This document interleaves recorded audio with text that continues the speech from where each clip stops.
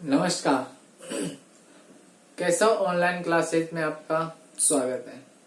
देखिए बच्चों, हम पिछले वीडियो तक बात कर रहे थे प्रश्नावली 12.1 के बारे में। आज हम इस वीडियो में 12.2 प्रश्नावली को स्टार्ट करेंगे। क्लियर है? आपके सामने एक हेडिंग लिख रखा है मैंने, संख्याओं को घातांकों का प्रयोग कर मानक रूप में बदलना।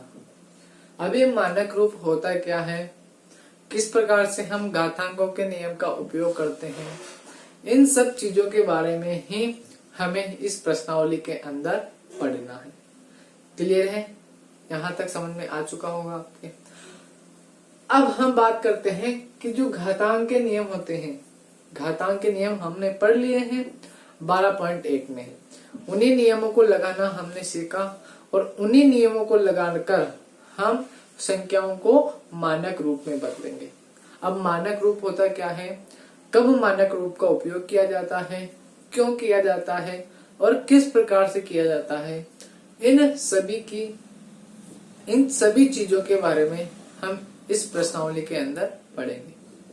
क्लियर है? यहां तक आपको समझ आ रहा होगा। अब हम बात करते हैं सबसे पहले कुछ महत्वपूर्ण चीजों के बारे में। देखिएगा और गौर कीजिएगा। हमारा जो पहला नियम था, बताओ, यहां पर मैं लिखा करता था पहला नियम a की पावर m। बताइए a की पावर m का मतलब क्या होता था? a की पावर m का मतलब होता था कि जो आधार a है, उस आधार a को उसकी जितनी घात है, यानी कि m घात है तो उसको कितनी बार गुणा के रूप में लिखते थे? बताओ, m बार गुणा के रूप में लिखते थे। तो यहाँ पर मैं वही चीज आपको दोहरा रहा हूँ, समझा रहा हूँ। गौर कीजिएगा और सीखने का प्रयास करना। देखिए ध्यान से, मैंने यहाँ पर कोई चीज लिखी जैसे कि 10 इंटू 10 इंटू 10। बताओ, जब हम इन तीनों को गुणा करके लिखते हैं तो बताओ कितना आता है? एक के पीछे कितनी जीरो लगा देते हैं? बताओ, 1, 3। तो बताओ कितना आता है? 10, 1000। आपको पता है 10 को 10 से गुणा करते हैं तो 100, और 100 को 10 से गुणा करेंगे तो कितना आ जाएगा? 1000 आ जाएगा। और आपको बताए घातांक का नियम क्या कहता था? घातांक का नियम कहता था कि अगर आधार समान हो तो उनकी घातों को जोड़ दिया जाता है, यानी कि 10 की घात 3 बन जाता है। और हम जानते भी हैं कि 10 की घात 3 का अगर हमें प्रसार करना है तो 10 को कितनी बार गुणा के रूप में लिखना पड़ेगा? 3 बार गुणा के रूप में लिखना पड़ेगा। यहाँ तक आपको अच्छे से समझ में आ रहा होगा। तो ये जो बड़ी बड़ी संख्या होती थी ना, इन बड़ी बड़ी संख्याओं को हम बताओ कितना से छोटा रूप लेकर आ गए। यही हमें इसमें पढ़ना है कि जो संख्याएं हैं ना, उनको घातों का प्रयोग करके हमें मानक रूप के रूप में लिखना है, मानक रूप में लिखना है। यानी कि बड़े बड़े रूपों को या बहुत छोटे छोटे रूपों को अपन को इस प्रकार से लिखना है, वही मानक रूप होता है। अब मानक रूप की क्या क्या विशेषताएं होती है, क्या क्या शर्तें होती है, वो हम आगे की ओर पढ़ेंगे। ऐसे आप गौर करना। देखिएगा ध्यान से। बताओ, ऐसे मैंने एक चीज और लिखी, मान लेते हैं मैंने लिख दी 0.00002। तो अब आप मुझे बताइए मैं इसको क्या लिख सकता हूँ? मैं इसको लिख सकता हूँ, अगर मुझे इसका दशमलव हटाना है तो मैं दशमलव हटा करके नीचे एक में बताओ कितने जीरो लगा दूंगा? जितना दशमलव के बाद अंक है, बताओ दशमलव के बाद कितने अंक? 1 2 3 4 5। तो बताओ मैं यहाँ पर कितने जीरो लगा दूंगा? बताओ, 5 जीरो लगा दूंगा। और फिर इस चीज को मुझे आसानी से समझ में आ चुका है। कैसे करेंगे बताओ? बताओ इसका मतलब क्या है? इसका मतलब होगा, अभी आपको कुछ लिखना नहीं है, इसका मतलब होगा, बताओ ये आपने कैसे लिखा? अगर हम डायरेक्ट करना चाहें, गौर कीजिएगा, यहाँ पर कितने जीरो है? बताओ, 3 जीरो। तो बताओ 10 की कितनी घात आ गई? 3 घात आ गई। ऐसे मुझे आप बताओ यहाँ पर कितनी जीरो है? 1 2 3 4 5। तो बताओ 10 की घात कितनी आ जाएगी? 5 आ जाएगी। यानी कि 10 की घात जो 5 होती है ना, उसको हम कैसे लिख सकते हैं? 10 इंटू 10 इंटू 10 इंटू 10 इंटू 10। और जब इनको गुणा करते हैं तो 1 2 3 4 5, 1 2 3 4 5, यही संख्या आगे देखो, 1 2 3 4 5। यानी कि इस संख्या को मैं 10 की घात 5 लिख सकता हूँ, यानी कि यहाँ पर मैं 10 की घात 5 लिख सकता हूँ। यहाँ तक आपको अच्छे से समझ में आ चुका होगा। अब 10 की घात 5 नीचे की तरफ है, चूंकि हमें यहाँ पर इनको सोल्व नहीं करना, हमें केवल बड़ी बड़ी जो संख्याएं दिख रही है ना 0.0002 इसको छोटे से प्रारूप में लिखना है और मानक रूप में लिखना है। तो गौर कीजिएगा आप, मैं अगर इस संख्या को, अब मानक रूप कहता है कि उसके बटे में कोई संख्या बचनी नहीं चाहिए, अगर बच रही है तो उसे सोल्व करके आप ऊपर ले जाइए। अब यहाँ पे 10 की घात 5 नीचे बचा हुआ है ना, तो 10 की घात 5 को ऊपर ले जाने के लिए बताओ, हमने एक नियम पढ़ा था, किसी भी संख्या को नीचे से ऊपर या ऊपर से नीचे ले जाते हैं तो उसकी घात का चिन्ह चेंज हो जाता है। तो आप मुझे बताइए 10 की घात 5 जब ऊपर जाएगी तो 10 की घात किस में बदल जाएगी? -5 में बदल जाएगी। इस प्रकार के रूप में बदलना ही क्या कहलाता है बताओ? मानक रूप कहलाता है। तो इसी प्रकार के बहुत छोटे छोटे क्वेश्चनों को हम और बहुत ही सीधे सीधे क्वेश्चनों को हम इस प्रश्नावली के अंदर पढ़ेंगे। अभी आपको कुछ नहीं लिखना है, केवल 1-2 बातें समझनी है जो मैं आपको समझा चुका हूँ इस तरह की, कि 10 की घात 5 का मतलब क्या होता है, 10 की घात 3 का मतलब क्या होता है, ये चीजें आपको समझनी थी जो कि आपने अच्छे से समझ ली होगी। अगर नहीं समझी है तो लास्ट बार में आपको एक बार और समझा रहा हूँ, प्लीज जल्दी से आप एक बार इधर देखिए, फिर आप नोट करना स्टार्ट करना। फिर हम पढ़ेंगे कि मानक रूप होता क्या है एक्चुअली में, है ना। उसके पहले मैं आपको एक उदाहरण दे देता हूँ। जैसे कि यहाँ पर मैंने लिखा हुआ है 10 की घात 4, ठीक है। यानी कि 10 की घात 4 का मतलब 10 कितने बार गुणा हो रहा है बताओ? 4 बार गुणा हो रहा है। क्लियर है?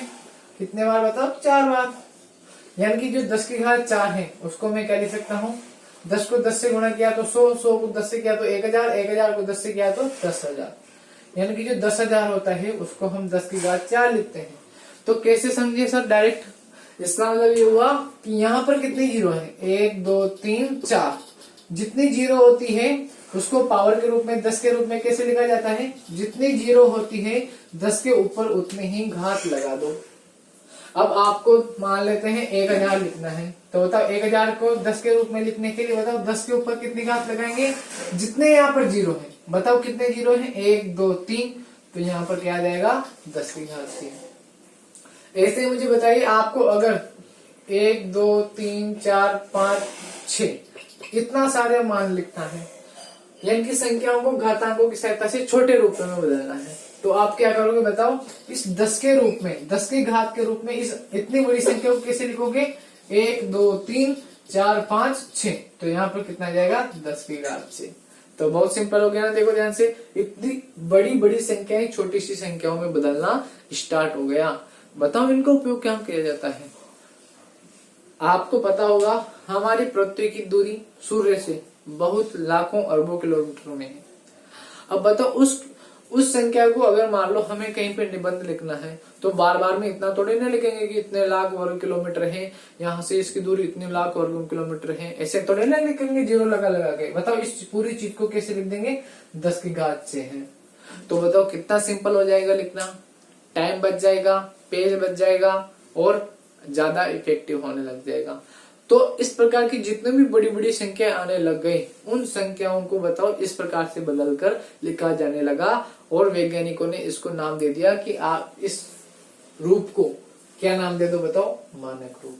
अब मानक रूप में जैसे कि और मैं बताऊं आपको, जैसे कि कोई संख्या है 0.00000006, अब इस संख्या को बार बार ऐसा लिखा जा रहा है, बार बार ऐसा लिखा जा रहा है, तो ये बहुत दिक्कत करती है। कहीं पे अगर आपका पॉइंट छूट गया तो बहुत मिस्टेक हो जाएगी। तो इन संख्याओं को फिर मानक रूप में बदलकर लिखा जाता है ताकि ये संख्याएं इस प्रकार से छोटी छोटी संख्याओं के रूप में बदल जाए और हमें लिखने में आसानी हो। इन्हीं सब चीजों के बारे में हम इस प्रश्नावली के अंदर पढ़ने वाले हैं। तो सब तैयार रहिएगा। मैं अब आपको मानक रूप के बारे में कुछ बताने जा रहा हूँ। ये सब चीजें आपने समझ ली होगी कि 10 की घात 4 कैसे लिखा जाता है। 10 की घात 4 का मतलब हो जाएगा यहाँ पर जितनी जीरो आ रही है ना उसको उसकी पावर के रूप में उतना ही लगा दो। यहाँ पर कितनी जीरो आ रही है? 1 2 3, तो 10 की घात 3। यहाँ पर कितनी जीरो आ रही है? 6, तो 10 की घात 6। इस प्रकार से हमें क्वेश्चनों के आंसर में इनकी आवश्यकता पड़ेगी, इसलिए मैंने पहले से ही आपको इसको बता दिया है। अब आप आइए संख्याओं को घातांकों का प्रयोग कर मानक रूप में बदलना। अब आप हेडिंग डालिए, जल्दी से तैयार हो जाइए। मैं कुछ चीजें आपको लिखाने जा रहा हूँ, जल्दी से इसको नोट कीजिए। संख्याओं को घातांकों का प्रयोग कर मानक रूप में बदलना। संख्याओं को घातांकों का प्रयोग कर मानक रूप में बदलना। जल्दी से नोट कीजिए, फिर हम इनके बारे में पढ़ेंगे।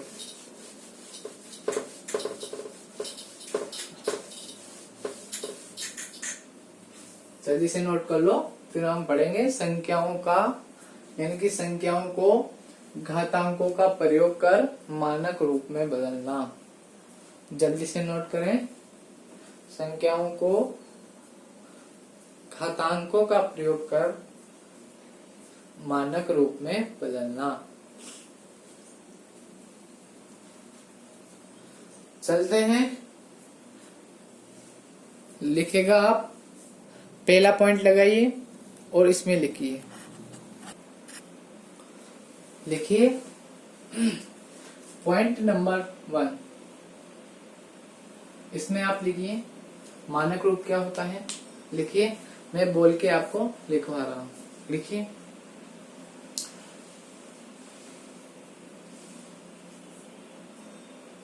बड़ी बड़ी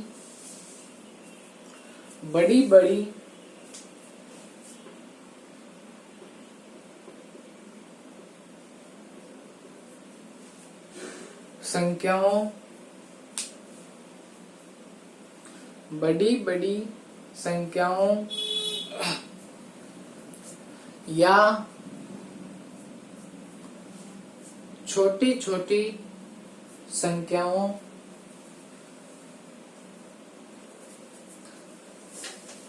बड़ी संख्याओं या छोटी संख्याओं को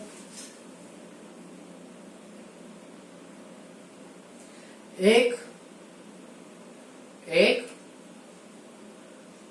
विशेष रूप में, एक विशेष रूप में व्यक्त करना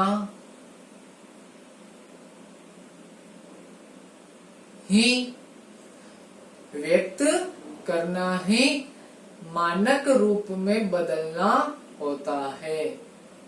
व्यक्त करना ही मानक रूप में बदलना होता है।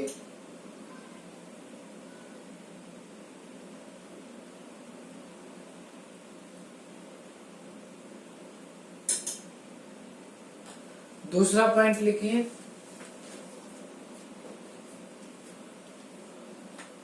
दूसरा पॉइंट इसमें लिखिए, संख्याओं को मानक रूप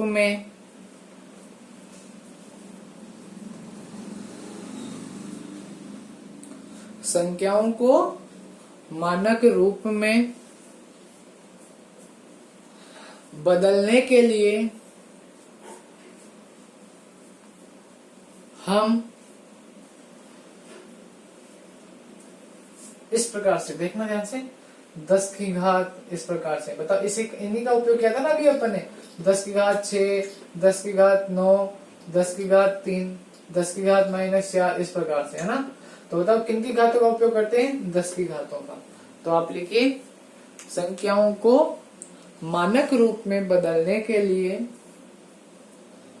10 की घात का उपयोग करते हैं। किन की बताओ, 10 की घात का उपयोग करते हैं। 10 की घात का उपयोग करते हैं। तीसरा पॉइंट लिखिए, यहां पर लिखिए जैसे, तीसरे पॉइंट में लिखिए जैसे 1000 को हम क्या लिख सकते हैं बताओ, 1 2 3 यानी 10 की घात 3। फिर लिखिए आप 1 2 3 4 5, इसको हम लिख देंगे 10 की घात 5। ऐसे बताओ और भी बहुत सारे अंक हो सकते हैं, जैसे कि देखा ध्यान से 1/, 1 2 3 4। तो बताओ इसको क्या लिखेंगे हम?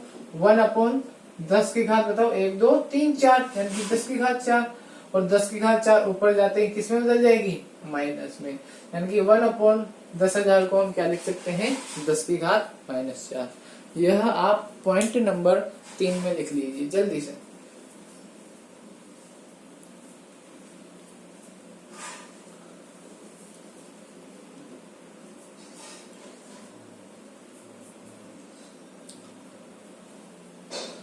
लिख लिया?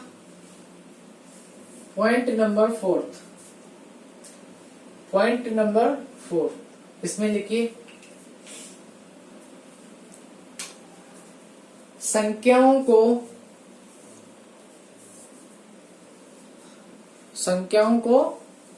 मानक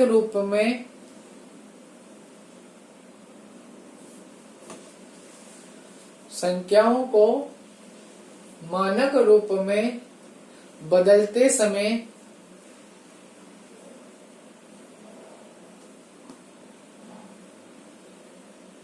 यह ध्यान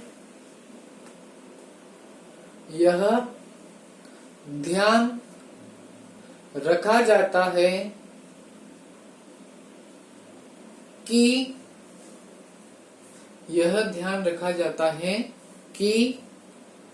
दशमलव के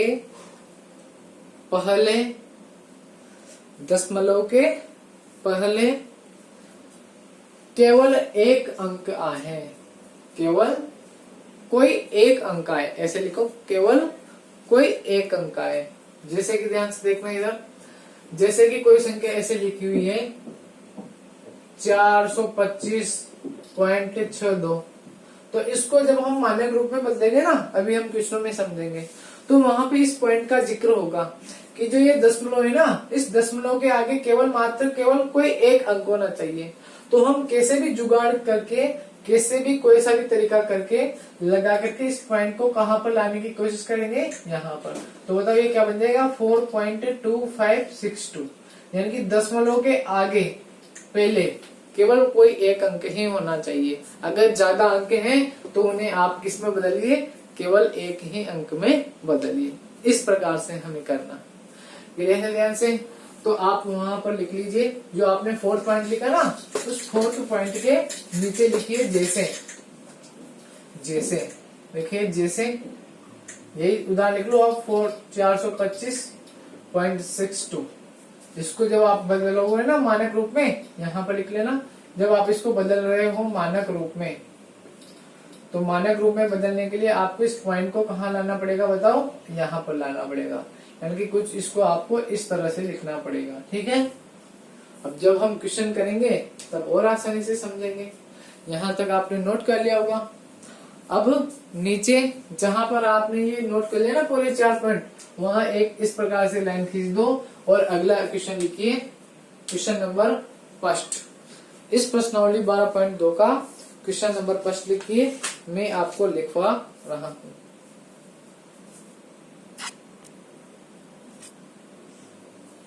चले देखिए ध्यान से। पहले का क्वेश्चन नंबर 5 मैं आपके सामने लिख रहा हूं। गौर कीजिएगा, जो मैं आपको सिखाता जाऊं वह आपको करना है। क्वेश्चन नंबर पहले का मतलब क्वेश्चन नंबर 5 में कहा गया है आपको कि दी गई संख्याओं को मानक रूप में बदलिए। दी गई संख्याओं को मानक रूप में बदलिए। अब क्या करना है, कैसे करना है, वो सीखते जाइए। देखिए ध्यान से। यहाँ पर बताइए, मैं एक चीज आपको बताता हूँ, लिखिएगा कोई नहीं अभी, केवल सभी को समझना है। देखिए ध्यान से, कोई भी चीज हो, अभी लिखना नहीं है आपको, केवल समझना है। देखो ध्यान से, कोई भी चीज हो, जैसे कि 200 हो, तो बताओ 200 को आप क्या लिख सकते हो? 2 × 100, तभी तो आप इन 100 को अलग कर पाओगे, 10 की घात बना पाओगे। ऐसे बताओ अगर 400 है तो, या फिर 4600 है तो 4600 को कैसे लिखोगे? 46 × 100। ऐसे अगर 4000 है तो 4000 को कैसे लिखोगे? 4 × 1000। यानी कि आपको इन संख्याओं में से सभी जीरो को अलग करना है, ताकि अब इनको आप 10 की घात 2, 10 की घात 2, या 10 की घात 3, 4, 5 इस प्रकार से आप बदल सको। तो आपको यहाँ पर दिखाई दे रहा होगा इस क्वेश्चन में। बताइए, अच्छा दशमलव बदलना आपको आता है ना, छोटी क्लासों में आप पढ़ चुके हो, फिर भी नहीं आता है तो मैं आपको यहाँ पे सिखाऊंगा। देखिए ध्यान से। तो बताओ, अब मुझे इस संख्या में से इन सभी जीरो को अलग करना है, तो मैं क्या करूंगा बताओ। अब ये जो अपन ने सीखा, क्या सीखा था बताओ, हमने 200 को कैसे लिखा था बताओ, 2 इंटू 100 लिखा था, यानी कि इस 2 को हटा करके जो जितने भी जीरो है उनके आगे एक अंक लगा दिया। तो आप मुझे बताइए यहाँ पर ये जो है उसको मैं कैसे लिखूंगा, 3, 1, 8, 6, उसके बाद इंटू में जितने यहाँ पर जीरो है 1, 2, 3, 4, 5, 6, 7, तो बताओ कितनी जीरो लगा दूंगा, 1, 2, 3, 4, 5, 6, 7। क्लियर है ध्यान से। और बताओ, आप अभी अभी अपन ने सीखा था कि इन संख्याओं को कैसे हल किया जाता है, बताइए ध्यान से। उसके पहले हम कुछ और सीख लेते हैं। बताओ, यहाँ पर अगर मुझे इस संख्या को दशमलव में बनाना है तो ध्यान से देखना। बताओ, हमें दशमलव के आगे कितने अंक छोड़ने हैं बताओ। केवल एक अंक छोड़ना है, अब वो कोई सा भी हो लेकिन एक ही होना चाहिए। अब आप मुझे बताइए, अभी लिखना कुछ भी नहीं है, मान लेता हूं मैं, यहाँ पर मैंने लिख दिया 4.25। बताओ दशमलव के आगे कितने अंक हैं, एक। मैंने यहाँ पर लिख दिया 42.50। बताइए यहाँ पर दशमलव के पहले कितने अंक हैं, 2। मैंने लिख दिया 425.0। और बताओ इस दशमलव के आगे कितने अंक हैं, 3 अंक। अब बताओ 425.0 को मैं क्या भी लिख सकता हूँ, 425। यानी कि अगर कहीं पर इस प्रकार की संख्या लिखी हुई है तो उसके पीछे हम पॉइंट लगा करके 00 लिख सकते हैं। लिखते हैं ना हम, 1 रुपये बराबर 100 पैसे, इस प्रकार से लिखते हैं, लिखते बताओ।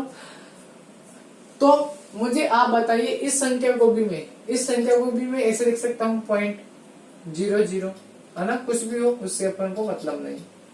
ठीक है, अब मैं इसको हटाता हूँ, देखिएगा ध्यान से, बिल्कुल बहुत अच्छी तरीके से आपको समझ में आ जाएगा। अब बताओ, ये पॉइंट यहाँ पे है, अब इस पॉइंट को मुझे कहाँ पर लाना है बताओ, यहाँ पे। अब ये पॉइंट यहाँ पे तभी आएगा जब यहाँ पर 3 जीरो बटे के रूप में हो। जैसे कि आपको पता होगा, आप 24/10 को क्या लिखते थे बताओ, 2.4 ऐसे लिखते थे। कैसे, जितना यहाँ पर नीचे जीरो होता था उतने ही अंक छोड़ के दशमलव का लगा देते थे। जैसे कि यहाँ पे अगर 425 होता और नीचे होता 100, तो बताओ कितने अंक छोड़ने हैं, 2। तो 1 और 2 यहाँ पे आपको दशमलव लगा देना था। इसी प्रकार से छोटी संख्याओं में आप सीख चुके हो। तो आप मुझे बताइए, यहाँ पर मैं 3186 में पॉइंट को कहाँ पे सेट करना चाहता हूँ, पॉइंट को मैं सेट करना चाहता हूँ यहाँ पे। तो बताओ मुझे बटे में कितने जीरो की आवश्यकता पड़ेगी, 3, क्योंकि 3 अंक छोड़ करके मुझे दशमलव लगाना पड़ेगा। अब आपने किसी संख्या में 1000 का भाग दे दिया तो फिर किससे भी गुणा करना होता है बताओ, 1000 से गुणा करना होता है। क्यों, क्योंकि तभी तो वो संख्या सेम रह पाएगी। क्लियर है ध्यान से। अरे भाई, किसी संख्या का मान मान लेते हैं 4 है, अब इस 4 में आपने 2 का भाग दे दिया और वापस से 2 से गुणा कर दिया तो संख्या वही रहेगी। यानी कि अगर आप किसी संख्या में बदलाव करना चाहते हो तो जिस संख्या का भाग दे रहे हो उसी संख्या से गुणा कर दो। क्लियर है ध्यान से।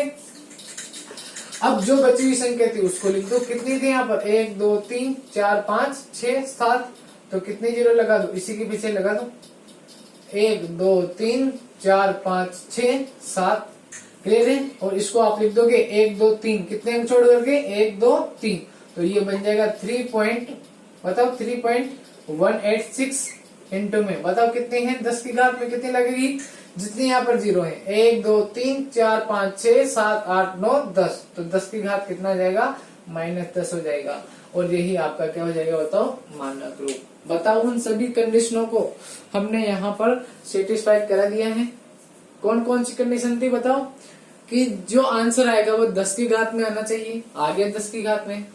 जो आंसर आएगा उसमें दशमलव के पहले केवल एक ही अंक होना चाहिए। देखो बोले इसे दशमलव के पहले केवल 3 ही लिखा हुआ है, बाकी जितने भी अंक हैं वो सब दशमलव के पीछे ही हैं। क्लियर है ध्यान से। तो इस प्रकार से हम सभी क्वेश्चनों को कर सकते हैं। यहाँ तक आपको अच्छे से समझ में आ गया होगा। सॉरी, यहाँ पर मैंने एक माइनस लगा दिया। माइनस क्यों लगेगा, माइनस तो तब लगता है ना जब संख्याओं को ऊपर या नीचे ले जाते हैं। क्लियर है?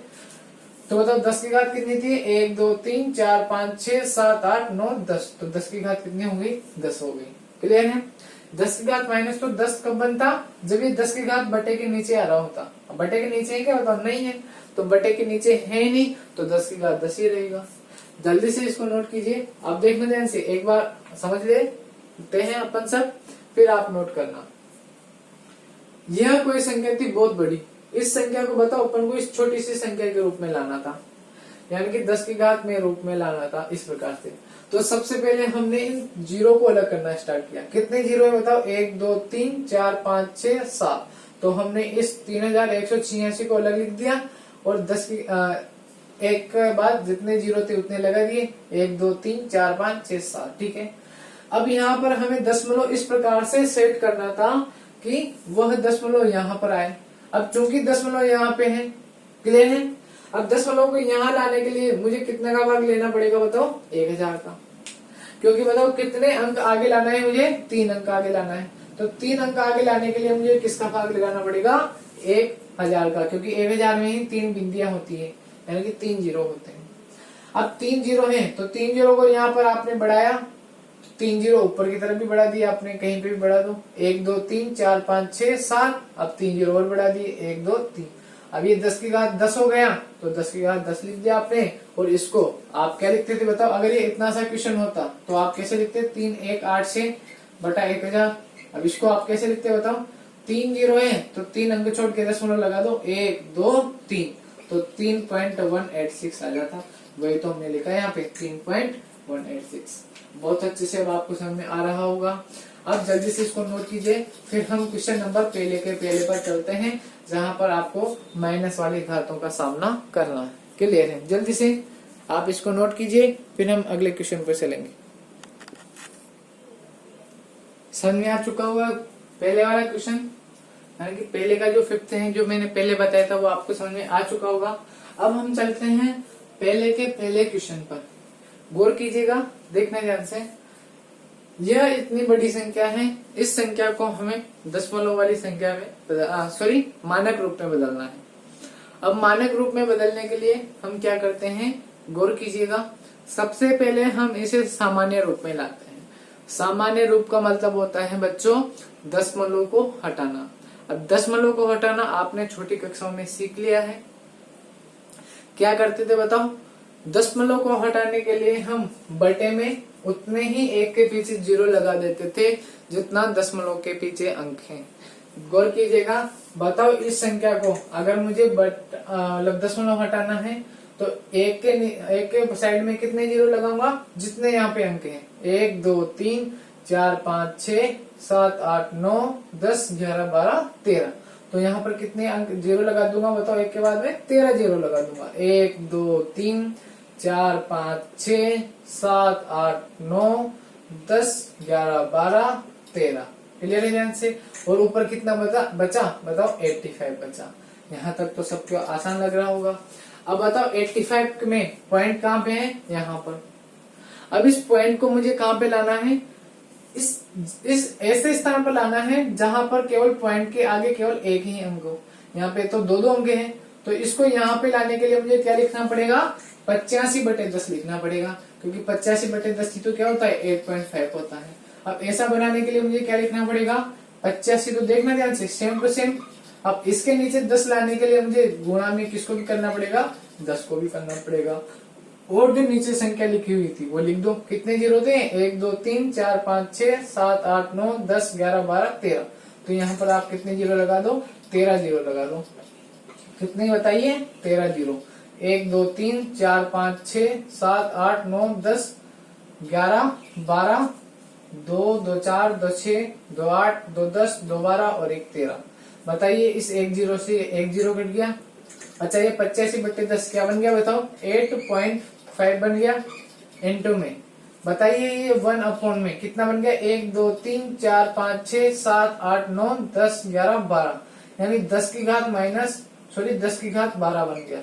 अब ये 10 की घात 12 ऊपर जाएगा तो बताओ किस में बदल जाएगा? माइनस में बदल जाएगा। तो आप मुझे बताइए, वही नियम लगेगा घातांक का नियम। कोई भी संख्या जब नीचे से ऊपर या ऊपर से नीचे जाती है तो अपनी घात का चिन्ह चेंज करा बैठती है। 8.5 तो ये था ही सही। अभी 10 की घात 12 ऊपर जाएगा तो किस में बदल जाएगा? 10 की घात -12 में। और यही आपका क्या हो जाएगा बताओ? मानक रूप हो जाएगा। बताओ मानक रूप क्या कहता था कि 10 की पावर के रूप में आंसर आना चाहिए, दशमलव के आगे केवल एक अंक होना चाहिए और बटे में कुछ भी नहीं होना चाहिए। इन सभी बातों का आपने ध्यान रखते हुए मानक रूप को प्राप्त कर लिया है। जल्दी से यहाँ तक नोट कीजिएगा, फिर हम आगे की तरफ चलेंगे। क्लियर है? आपके अच्छे से समझ में आ चुका होगा। केवल आपको यहाँ तक इतना है। मैं वापस से आपको एक बार दोहरा रहा हूँ। क्या करना है देखिएगा ध्यान से।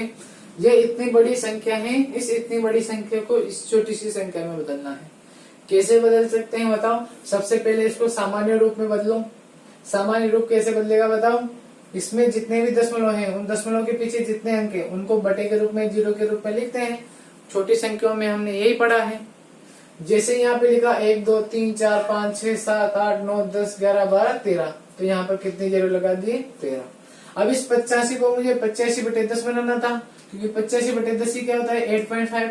अब 10 नीचे लाया तो 10 ऊपर भी ले जाना पड़ेगा। एक जीरो से एक जीरो कट गया, तो यहाँ पर 85/10 तो बन गया 8.5 और ये बन गया 1/10 की घात 12। 10 की घात 12 को ऊपर ले जाते हैं, क्या बन जाएगा बताओ? 10 की घात -12 बन जाएगा और यही आपका मानक रूप आ जाएगा। इस वीडियो में यहाँ तक ही काफी है। अगले वीडियो में हम और चर्चा करेंगे, नए नए क्वेश्चनों के बारे में जानने की कोशिश करेंगे। इस वीडियो में इतना ही काफी। धन्यवाद। पढ़ते रहिए और अपनी सेहत का ध्यान रखिए।